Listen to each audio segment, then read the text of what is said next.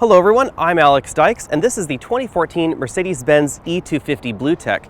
This replaces last year's E350 Bluetec as the only diesel option available in the United States in this E-Class sedan. Not only is this replacing the E350, but it also is now the least expensive model in the Mercedes-Benz E-Class lineup in the United States. It's actually $500 less expensive than the E350 gasoline, whereas last year the E350 diesel was a $1,500 option over that gasoline model. Now I realize our European viewers are likely thinking, what's the big deal about a small diesel engine in a Mercedes-Benz E-Class? It's been happening for ages and ages and ages. Well, the big deal is it hasn't happened in the United States since about the 190D era in the 1980s. So it's really been a very long time since we've had a very fuel-efficient Mercedes-Benz diesel in the US. Diesels just don't have the same reputation that they used to in the 1980s. They're no longer smoky, they're no longer smelly, they're an awful lot smoother, and they also get excellent fuel economy, and that's really what diesel's been known for. Fuel economy in this E250 diesel is 28 miles per gallon city, 45 highway, and 34 combined. That's with the rear-wheel drive model. That drops slightly if you choose all-wheel drive, down to 27 miles per gallon in the city, 42 on the highway, and 32 around town. That represents an awful lot of difference between this and the E350 when it comes to your annual fuel cost. It's about $700 cheaper to operate this E250 than the E350, which is $500 more than this vehicle. Versus that outgoing E350 Bluetec, this E250 model provides almost the same amount of power, but it gets 8 miles per gallon better fuel economy in the combined cycle. Not only is it fuel efficient, but the E250 is quite attractive. 2014 brings a refresh to the Mercedes-Benz E-Class lineup. We have these very attractive LED light pipes right here in the headlamp modules. Our model has the optional LED headlamps. Those are an attractive option, and it's something that I would probably buy if I were going to buy this car. We also have the Sport line trim on this Mercedes-Benz E250. There are two different front end looks and two different rear end looks on the E-Class for this year. There's the Sport line and then there's the Standard line. The Standard line can be distinguished because it has a different grille and it also still has a hood ornament, whereas this model gets this very large Mercedes-Benz logo right here and this more aggressive looking front end with these large cooling ducts right down here. Compared to the competition, I find this front end the most attractive in this segment. I think it's aggressive. It's also elegant enough for a luxury sedan like this. If you want something a little bit more classic, you do have that alternative front end look that you can opt for. I think that BMW has been going for a very luxury-oriented look lately, and it's really shown with their front ends. They're just a little bit more boring than this. The Audi A6 definitely has, I think, kind of an inelegant look up front. I think it looks just a little bit too Volkswagen-like for my tastes. The Cadillac CTS is definitely a solid competitor to the E-Class and the 5 Series these days, and I do like the way that CTS looks, but it appeals to me in sort of a different way than this Mercedes-Benz. This year's refresh did relatively little to change the side profile of the E-Class, and I think that's a good thing. We still have this attractive blunt nose up here, we still have a relatively long hood, and very rear-wheel drive proportions. What I mean by rear-wheel drive proportions really has to do with the distance of the wheel to the front bumper as well as the wheel to the front door. If you take a look at the 5 Series, the E-Class, and the Cadillac CTS, they all have a relatively short distance between the front bumper and the wheel, and a relatively long distance between the wheel and the front door. That's really what you get when you get a rear-wheel drive sedan. The Audi A6 isn't like that. The Audi A6 has very front-wheel drive proportions just because of the way that drivetrain is designed. So you'll notice the Audi A6, the wheel is much closer to the driver's door and it's much further away from the front end of the vehicle. That design causes a definite difference in feel on that Audi A6 when you're out on the road compared to the rear-wheel drive competition. Mercedes-Benz also continues to stick to their traditional profile with this tall greenhouse and a relatively high belt line. The tall greenhouse really improves rear seat headroom, and that's one thing you'll notice when you get inside an E-Class versus something like a Mercedes-Benz CLS, which has a very drastically plunging roofline, or something like an Audi A7, etc. You have an awful lot more rear seat headroom, and that's why Mercedes-Benz E-Classes are used as taxi cabs in certain countries. Out back, you'll notice a decently sized trunk lid. And that's part of the prioritization process going on in this E-Class. The Mercedes-Benz E-Class doesn't have as much rear seat legroom as you'll find in a BMW 5 Series, but does have a very large trunk. Outback 2014 brings a more attractive rear end with a slightly massaged design, these integrated exhaust tips down here, and nice LED light pipes right here in the rear tail lamp modules. Post another picture in here so you can see what that looks like at night. It's a very attractive design overall, and I think it's a nice improvement over the outgoing model. Because we're in the sport trim, there are a few differences between this and the base trim. We have a little bit less chrome going on back here, and it's slightly more aggressive. I think this look is a little bit more attractive for the E-Class overall. Under the hood is where you'll find the big news for 2014. This is a brand new for the United States. Again, this has been around in other markets for a little bit longer. 2.1 liter, 4-cylinder, twin-turbo diesel engine. This engine uses two sequential turbos. It actually doesn't put them in parallel like you'll find in something like a BMW inline-six engine from a few years ago. This puts them one after the other. They're sequential turbos. So there's a small one that gives you good low-end performance, and then there's a big one that engages later to give you good high-end performance. The two of them together deliver 195 horsepower and 369 pound-feet of torque, which is an awful lot of torque. And thanks to that twin-turbo arrangement, peak torque happens at just 1600 RPM and continues way on up through the RPM band. This engine is mated to a 7-speed Mercedes-Benz automatic transmission and sends power to the rear wheels by default. You can opt for an all-wheel drive system for $2,500 on this diesel. It's an option that I probably would select, however, it does numb the handling abilities of this car, notably out on the road. One thing worth knowing is that Mercedes-Benz 4MATIC system actually adds less weight than Audi's Quattro system, and it retains an impeccable weight balance in this vehicle.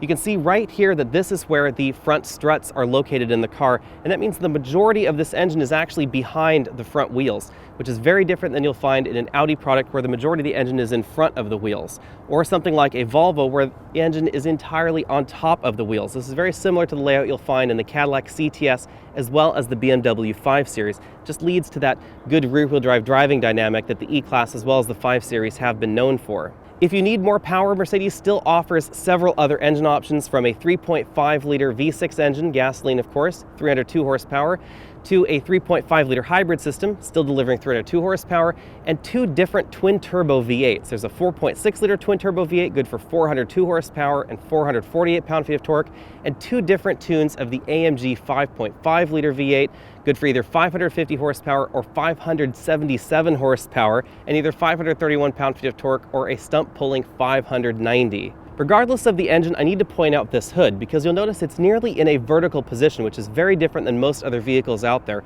Really just Mercedes and certain Honda models have this feature, and it makes it an awful lot easier to work on your car because you can really get back there without banging your head on the hood. Under this hatch in the trunk, you won't find a spare tire. Instead, we get an AdBlue tank. AdBlue is the brand name that Mercedes-Benz uses for their urea injection system in their diesel vehicles. Urea is injected into the exhaust stream in order to reduce emissions and bring diesel vehicles into compliance with the latest EPA and California emissions regulations. Although relatively minor, this urea fluid does need to be purchased, and it is a cost consideration when you're taking a look at fuel economy in any diesel vehicle. Front seat comfort in the E250 starts at very good for the segment and ends at excellent. This E250 that we have right here is excellent because it has the multi-contour driver seat option. It's a $660 option, and it inserts a number of air bladders into this seat. We have a massage function in the seat back, and we also have inflating side bolsters that allow you to not only adjust how firm you want those bolsters to be, but it will actually activate them dynamically. So if you turn right, then the car will inflate the left bolster. If you turn left, it will inflate the right bolster to help hold you in the seat. We also have an extending thigh cushion and a 4-way lumbar support. All E250s have a power adjustable and memory linked tilt telescope steering wheel, but the range of motion on the tilt telescopic steering wheel isn't as large as you'll find in some brands. Rear seat comfort is excellent in the E250, as it is in all the E-Class models. That's because of the E-Class's profile. We have that very upright profile with a tall roof right back here in the back, which means that even though I'm 6 feet tall, I have about 2 inches of headroom left back here. This rear seat back is also relatively upright, which makes it more comfortable for longer journeys, and this seat bottom cushion is a little bit higher off the floor, which is better for adults. When it comes to legroom, however, the E-Class comes up just a little bit short. I have about 2 inches of legroom left right here sitting behind myself in that seat. But if I move over to the right side of the car, where the front seat is all the way back in its tracks, and I sit upright, my knees are touching the back of this front seat. That's because the E-Class has a little bit less legroom than you'll find in a BMW 5 Series. Even though this middle seat is fairly high up off the ground compared to these outboard bucket seats, because the E-Class has such a tall roofline, I still have about 1 inch of headroom left in this middle seat. Let's take a quick look around the E250's interior. We have these 4-way adjustable butterfly headrests, which allow you to move that headrest more like an airplane-style first-class seat. We have height adjustable seat belts as well. If we look up to the ceiling, our model has the sunroof. And this is the center console right here. One nice touch are these reading lamps in the car. The reading lamps actually shine out from underneath this rear view mirror. You'll find that in a number of GM vehicles as well. That really means that you end up disturbing the driver an awful lot less while you're driving along down the road using your map light. Our model is equipped with perforated leather as well as the cooled seat option. Right here on the front of both the driver and the passenger seat, we also have an additional little storage compartment right there. Moving over to the door panels, we have a lot of soft touch plastics and leather inserts going on there. Mercedes continues to put their front seat controls right there on the door, and the passenger also has a 3-position memory. This isn't dark plastic, this is actually a dark stained wood trim. It's kind of difficult depending on the light to really see the wood grain. I think I prefer the lighter trim options that are available in the Mercedes-Benz E-Class. One thing to note is if you do opt for those lighter trim options, then pretty much everything above this wood trim stays black. We do get the color matched A-pillars right there, so that will become a lighter color, but the bottom part of the dashboard will end up a lighter color if you choose some of the more camel or tan or gray interior options. I think that really helps break up the interior a little bit. We have a very large glove box, easily able to accommodate a tablet PC on this upper shelf, and we have a decent amount of room there on the lower area as well. Above the infotainment LCD, we have this little analog readout for the parking sensors. In addition to beeping at you, this system will give you a little string of LEDs there so you can see how close to an object you are up front. While we're up here looking at the dashboard, I'd like to point out this defogger grate, because this is kind of an attention to detail thing that Mercedes has long been known for. Instead of giving you a boring or common looking slot in your dashboard, we get this attractive speaker grill looking thing right across the dashboard there to give the defogger just a little bit more of a classy look. Working our way down the dashboard, we have these 2 large air vents, an analog clock, and we also have fixed buttons for an awful lot of radio functions. This is something I really appreciate, and it's something you don't find in a number of the competitors. We have direct access buttons to radio, our disc. This will also work for your media commands. So if you want direct access to your iPod, you can just click on there. Navigation, telephone, mute, hang up, pick up, etc. Track forward and backward. The only downside with command is that these are really the only 2 track forward and backward buttons you get. You can go forward and backward on a track using the steering wheel, but it's not as intuitive as I would like. Over here we have a fixed number pad for the telephone, makes it easier to dial. Heated and cooled seat buttons, parking sensor disable. The eco button enables and disables the auto start-stop system, among other things. Hazard lights. This button puts down the rear seat headrests if they've been raised in an upward position. Rear sunshade, and then controls for the driver's seats. Below that, you'll find dual zone climate controls with little toggle switches for the temperature for both the driver and the passenger. Below the climate controls is this little sliding door, and this has 2 stages, one to reveal the cup holders, easily able to accommodate the largest size takeout cups that I was able to throw at it, and you can push it to the next position to reveal your ashtray as well as a 12-volt power outlet. Moving further back, we have the economy and sport button for the engine and transmission. We also have the Mercedes command button and knob arrangement. Back button, favorite button, clear, direct access button for the driver's seat options in the system. This knob rotates, toggles up, down, side to side, and it pushes to select. The E-Class has a fairly large center armrest. Pull that little latch to open the box up, and in here you'll find a USB, iPod, and auxiliary input, as well as a decent amount of storage. Nestled right in the middle of the speedometer is this full color LCD. It's quite an attractive look. We have a wide variety of vehicle options as well as other information that can be displayed on this screen. We have our trip computer right there. You can see our average fuel economy, etc. You can see we've been averaging 36.8 miles per gallon with this car. We can also adjust vehicle settings. We can control our telephone. We can adjust our drive assistance systems. These are our safety systems on the vehicle. And we can also scroll on to our audio system. And this is where you can actually go forward and backward with your tracks. If you're not on this audio option, you can't do that with the steering wheel. So you won't be able to see your trip information like you would right there, as well as go forward and backward the tracks on your iDevice. This vehicle is equipped with the optional and very attractive partial wood leather steering wheels. You can see it's wood on the bottom as well as on the top, and has these large chunky leather grips on the side. This is a very attractive wheel. I think it's definitely more attractive than the stock wheel that's available in the E250. You can also get the steering wheel heated, however, you can't get the wood trim with that heated steering wheel. Mercedes continues to use a gear shift that's a little stock on the steering wheel. You pull down to drive, it returns to center, you push up for reverse, and you push this little button in at the end for park. The E250 has a fairly large trunk, and it also has the option of a foot-actuated trunk sensor. Ours doesn't have that option, but you can pay for one, and you can wiggle your foot right under the rear bumper and have it open the trunk lid for you if you're carrying things. We also have an option of a power closing trunk lid. As you can see right there, it'll close the trunk lid, and opening the trunk lid happens very rapidly, which is something that I like. The E250 has an enormous trunk, and it has the option of folding rear seats, which is something that you don't find in some of the competition. Because of this large trunk, we score an easy 9 out of 10 points in our exclusive Trunk Comfort Index, because it's quite easy to get in this trunk. It's quite nice to close it as well.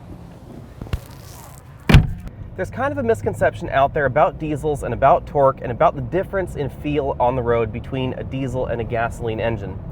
This diesel engine produces about 200 horsepower and almost 400 foot-pounds of torque. It's a decent amount of torque. It's an awful lot more torque than you get in the 3.5-liter gasoline V6 engine in this same Mercedes-Benz E-Class, but a lot less horsepower. What that really means to you is that this car will accelerate slower than an E350. However, when you're climbing up a hill, it won't need to drop gears like an E350 will in order to stay at that speed. So if you're climbing up, say, Highway 80 in the Sierra Nevada mountains, or my daily commute up and over a 2,200-foot mountain pass, this E250 can do it in 7th gear. So it's just loafing along at, say, about 1,500 RPM in 7th gear, climbing up that hill, whereas the E350 has to drop down to 5th gear or sometimes even 4th gear in order to maintain that speed up those same grades.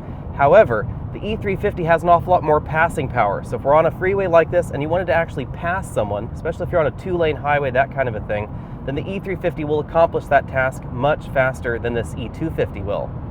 The difference is really obvious in our acceleration numbers. We scored 0 to 60 in this E250 in 7.3 seconds. This is the all-wheel drive version that we're testing right here, and the thing to know is that that is a decent amount faster than Mercedes-Benz very conservative estimates of around 8.2 or so. However, the difference between this and the E350 is smaller than Mercedes-Benz advertises on their site. Mercedes-Benz says that the E350 will do it in about 6.3 seconds. We scored about 6.35 or 6.4 seconds, 0 to 60 in the E350. So that means the difference is about a full second or so between the two. However, if you look at the 0 to 30 time, this car does 0 to 30 in about the same amount of time as that E350. It's that 30 to 60 time where things really start to stretch out. By the time you've achieved the quarter mile, it's a decent amount slower in this E250. We're out here on the highway first because our car is equipped with Distronic Plus, and that means that this car is actually doing the pedal work for me right now. Because we also have the advanced lane keeping assistant in this car, it means the system is also doing the steering in the corners for the most part for me.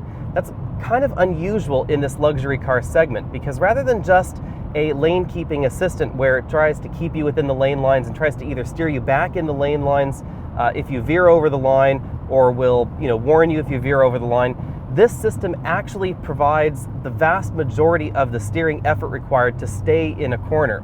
So as you enter a corner, the car will literally provide the vast majority of the effort to stay in that corner. Many corners you can even just remove your hands from the wheel for just a brief moment and the car will steer itself right around that corner. Like right now, no hands and we're steering around that corner, for instance. Obviously, this is not something Mercedes-Benz wants you to do, but it is a very interesting feature in this luxury car segment. It's pretty unique. Radar Adaptive Cruise Control is one of my favorite new car technologies.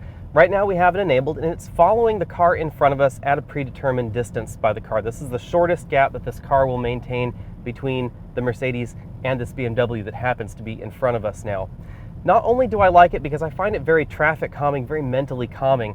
If you're in a situation where you have relatively moderate traffic to heavy traffic, this system will take you to a complete stop. It will hold you at the complete stop, and then at the simple press of a button, it will take off again and follow the car in front of you. There's more than just the convenience going on with these systems, however. Because the system knows how fast the car in front of me is going relative to the car that I'm in, it can also tell me if it thinks a collision is imminent. So if that car suddenly steps on its brakes and this car thinks you're going to rear-end them, it will alert you as well as take action on that situation. As far as adaptive cruise control systems go, the Mercedes-Benz Distronic Plus system is my favorite right now. It beats out the Volvo system by just a hair because of its integration with the steering system in this car that helps keep you in the lane. Overall, the Volvo as well as the Mercedes-Benz systems just feel very natural in the way that they interact with the car as well as the other traffic. If you step on the accelerator pedal, you can accelerate up to a particular speed, you can exceed the speed that the cruise control is set to, and then it will very naturally return to that speed. If you want to accelerate a little bit faster because you think the car is not achieving that set speed fast enough, you can do that, and then when you let go, again, it returns to that set speed very naturally. That's not something that you can say about systems, especially in Infiniti and Acura products. Thanks to the large amount of low-end torque, the E250 never really feels out of breath on winding mountain roads or steep inclines like this. It's just that when you step on the accelerator pedal, you don't get that same acceleration that you will out of the gasoline V6. Personally, however, I think that's a fair trade for getting 36.8 miles per gallon on average in this vehicle over nearly 800 miles of very varying terrain. Again, my daily commute's up and over a 2,200-foot mountain pass, and we've also gone up and over the Sierras in this in order to get to Lake Tahoe and back, and we still averaged about 35 miles per gallon on the run from sea level up to Lake Tahoe. The E250 has a solid Germanic feel and relatively soft springs for this segment. However, it still feels very accurate out on these winding mountain roads that we're on right now. Even though there's still a decent amount of body roll in this E250 compared to something like a 528i, especially with the Sportline package in the BMW, things feel very accurate in the E250, and the front end doesn't feel heavy like the BMW can at times. I would compare this very much to the Lexus GS. The Lexus GS feels very nimble and very lightweight out on the road. This feels a little bit heavier, but just as accurate. Rather unfortunately, our model has the all-wheel drive system, and while I do like all-wheel drive in general, it does numb the feeling of the E250 out on the road just a little bit. I think that's a little bit disappointing in the E250 just because the regular rear-wheel drive E250 feels so accurate and so precise out on the road that I really don't want anything interfering with that rear-wheel drive feel. However, I would probably buy my E250 with all-wheel drive. I think the $2,500 option is definitely worth it for that wet weather traction. Road noise came in at 76 decibels in the E250, which puts this among the louder entries in this mid-sized luxury segment. At 7.3 seconds to 60, this E250 is by far the slowest luxury diesel car that's available out on the market. 0 to 60 in the BMW 535D takes about 5.8 seconds. BMW 528i, which is the base model 528i, as I said before, they kind of compete with this E250, does it in 6.3 seconds. So both of those are a decent amount faster than this.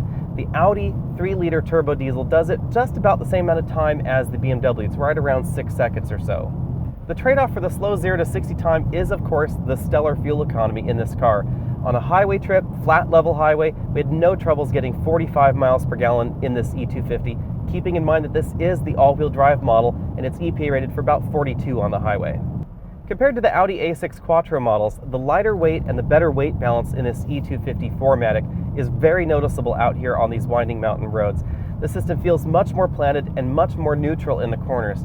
The A6 really feels like it's going to head for the bushes when you're anywhere beyond about 8 or 9 tenths or so, especially in those regular A6 models. If you get the S6, things do firm up just a little bit, but that's more on the suspension tuning than the weight balance side, because the Audi A platform really just has an awful lot of weight over that front axle.